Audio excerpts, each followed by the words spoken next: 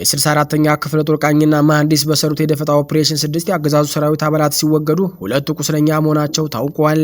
የአማራ ፋኖ ብሔራዊ ንቅናቄ ቴዎድሮስ 201ኛ ኮር 64ኛ ክፍለ ጦር ቃኝና መሐንዲስ ሰኔ 9 2018 ዓ.ም በእነማይ ወረዳ 2 አምባ ዲቢሳ ቀበሌ በተጣለው ደፈጣ 6 የአገዛዙ ሰራዊት አባላት እስከ ወዳኛው ሲወገዱ 2 ቁስለኛ ሆነዋል። ከነዚህም ውስጥ ተክላብ አባቡ አይተን የተባሉ የአገዛዙ ሰራዊት አባል ቢቸና የመጀመሪያ ደረጃ ሆስፒታል የገባ ቢሆንም ወዲያውኑ መሞቱ ተረጋግጧል። ከዚህ ጋር በተያያዘ ሰኔ 2018 ዓ.ም በማህበረ ብርሃን ቅዱስ ገብርኤል ቤተክርስቲያን በጅምራ ተቀብረዋል። በሁለት አምባ ዲቢሳ ቀበሌ በተጣለው ደፈጣ ከፍተኛ ኪሳራ ያስተናገደው የአገዛዙ ሰራዊት አባላት የንጹሃንን ሀብት ንብረት ዘርፎ አውድሞ ከነዚህም ውስጥ አንደኛ መምህር ሰው ዓለም የኔ ሰው ሙሉ የቤት ዕቃ፣ ሁለተኛ የሸዋስ መንግስቱ የልብስ መስፊያ መኪና እና የኤሌክትሮኒክስ ሱቁ ሙሉ በሙሉ ሲዘረፍ፣ ሶስተኛ ሞጋስ እንዳየውና ሀብት ያያሌው በዱላ ከጥቅም ውጭ የሆኑ ዲያቆን ባንት አምላክ ውዱ በአፈሙዝ የተመታ፣ ሰባተኛ የቻለው ሙሴ የቀንድ ከብት በአገዛዙ ጥይት የተገደሉ ሲሆን አገዛዙ በፋኖ ከፍተኛ ብትር ሲገጥመው ንጹሃንን በመረሸንና በመዝረፍ ለአማራ ህዝብ አረመኔ መሆኑን አረጋግጧል ሲል መረጃውን በአማራ ፋኖ ብሔራዊ ንቅናቄ ቴዎድሮስ 201ኛ ኮር 64ኛ ክፍለ ጦር ህዝብ ግንኙነት ገልጿል።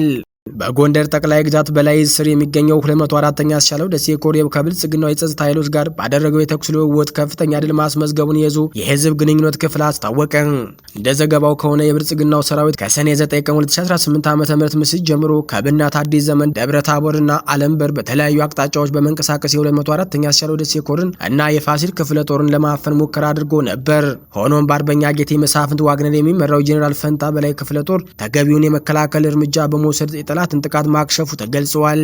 በቀኑ 8 ሰዓት ላይ በተጀመረውና እስከ ምሽት በዘለቀው ይህ የተኩስ ልውውጥ በጠላት ኃይሎች ላይ ከፍተኛ ጉዳት መድረሱ ተነግሯል። በውጊያውም የሚከተሉት ወታደራዊ ውጤቶችን መመዝገባቸው ዘገባው አመላክቷል። በዚህ ውጊያ የሻለቃ መሪ መገናኛ ስናይፐርና የሻለቃ መሪው አጃቢዎች መመታታቸው ተገልጿል።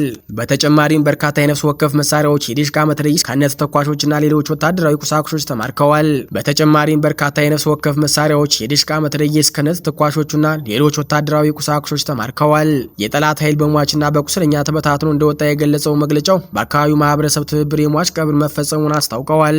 የእዙ የህዝብ ግንኙነት ክፍል አክሎም የጠላት ኃይል አሁን ላይ የሞራል ውድቀት እንዳለበት በመግለጽ 204ኛ አስቻለው ደሴ ኮር ማንኛውም የጠላት እንቅስቃሴ የመቆጣጠር አቅም እንዳለው ገልጸዋል። አያይዞም ኮሩ አንድነትና ወንድማማችነትን በማጠናከር ትግሉን እንደሚቀጥል በመግለጽ ዘገባውን አጠናቋል።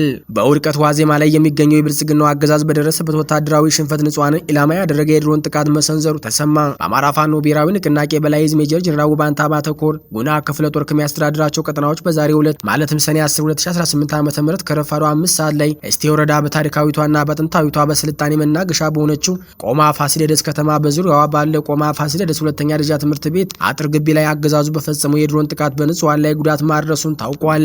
አንዲት የ35 ዓመት እናት ግራ እጇን ከጥቅም ውጭ ሲሆን የቆማ ፋሲለደስ ሁለተኛ ደረጃ ተማሪዎች 9ኛ እና 10ኛ ክፍል 2018 ዓ.ም የሁለተኛው ወሰነ ትምህርት የባዮሎጂ ማጠቃለያ ፈተና ሙሉ በሙሉ ተቋርጧል። የትምህርት ቤቱ መማሪያና የንጹሃን መጠበቂያ ክፍሎች ሙሉ በሙሉ ወድመዋል።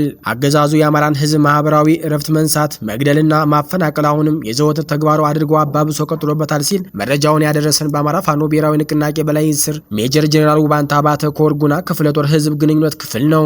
አማራ ፋኖ ብሔራዊ ንቅናቄ ሸዋ ጠቅላይ ግዛት አሳምነው አፄ ዘርዓ ያዕቆብ አንደኛ ኮር አፄ ይኩኖ አምላክ ክፍለ ጦር ስር የሚያስተዳድሩት አባት አርበኞች በአገዛዙ ሚሊሻ ላይ ጥቃት መፈጸማቸው ተሰማ።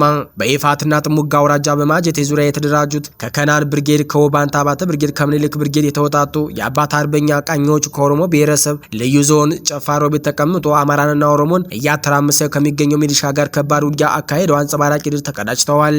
ይህ ኃይል ካሁን በፊት የማጀቴና አካባቢውን አርሶ አደር ሰብል በማቃጠልና የኢኮኖሚ ድቀት ዓላማ አስፈጻሚው ከብልጽግና የተሰጠውን ተልዕኮ በማስፈጸም የሚታወቅ መሆኑን የገለጸው ህዝብ ግንኙነቱ ነው። ሆኖም ለማውደም ለመዝረፍና ለማቃጠል አልሞ የዘመተው ኃይል ከኦሮሞ ብሔረሰብ አስተዳደር ሚሊሻ ፖሊስና መከላከያ ሰራዊት ጥምረት በመፍጠር በአካባቢው አርሶ አደሮችና አባት አርበኞች ላይ መጠነ ሰፊ ጥቃት ለመሰንዘር ሲሞክር የአባት አርበኞች ጨፋ ድረስ ዘልቀው በመግባት አጥቅተውና መክተው ድላቸውን አጣጥመዋል ብለዋል። ይህ በእንዲህ እንዳለ ትላንት ከማለዳው ጀምሮ እስከ ምሽቱ 1 ሰዓት ድረስ በቆየው አውደ ውጊያ የአካባቢው አባት አርበኞች ባደረሱት ጉዳት በውል ያልታወቀ ከሙትና ቁስለኛ እስከ ከሚሴ ሆስፒታል እንዳጨናነቁ በውስጥ መረጃዎቻችን አረጋግጠናል።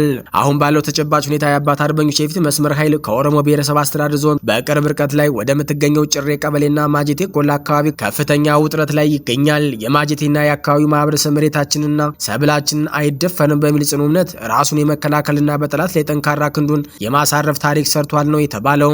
በተመሳሳይ በሸዋ ጠቅላይ ግዛት መርካቤቴ አውራጃ ሞረትና ጅሩ ወረዳ በአማራ ፋኖ ብሔራዊ ንቅናቄ ሸዋ ጠቅላይ ግዛት አሳምነው ዕዝ አጼ አምደ ጽዮን ኮር ስር የሚንቀሳቀሱ የራስ አበበ አረጋይ ክፍለ ጦር ህዝብን የማንቃትና በክላስተር የማደራጀት ስራውን አጠናክሮ መቀጠሉን አስታወቀ። ክፍለ ጦሩ በቀጠናው ከህዝብ ጋር በቅርበት እየሰራ እንደሚገኝ የገለጸ ሲሆን የአካባቢው ማህበረሰብም የተደራጀ የፋኖ ኃይልን በደጀንነት በመደገፍ ወደፊት መገስገስ የመጨረሻ ምርጫ መሆኑን ማረጋገጡ ተገልጿል። በዚህም መሰረት በአካባቢው ነዋሪዎች ተነሳሽነት የተመሰረተው አዲስ አደረጃጀት አብዲናጎ ክላስተር አርበኛ ኢንጂነር ናሁሰናይ ብርጌድ በሚል ስያሜ መቋቋሙ ታውቋል። የአካባቢው ነዋሪዎች እንደገለጹት ይህ አደረጃጀት የተፈጠረው በቀጠናው የህዝብ ሰላም፣ ደህንነትና ፍትህ በአስተማማኝ ሁኔታ ለማስፈን ካለው አስፈላጊነት በመነሳት ነው። ነዋሪዎቹ አክለውም በንጹሃን ላይ እየደረሰ ያለው የሰብአዊ መብት ጥሰት እንዲሁም በትምህርት ቤቶችና በጤና ተቋማት ላይ እየተፈጸመ ያለው ውድመት ሊገታ የሚችለው በተቀናጀ የህዝብ ተሳትፎ መሆኑን አስገንዝበዋል። የክፍለ ጦሩ አመራሮች በበኩላቸው የህዝቡን ሰላምና ደህንነት የሚያስጠብቅ ጠንካራ ደጀን እየፈጠሩ ጉዟቸውን ወደፊት እንደሚያደርጉ ገልጸዋል። ማህበረሰቡም የተጀመረውን አደረጃጀት ይዞ የአካባቢውን ሰላም እንዲጠብቅ ጥሪ አቅርበዋል።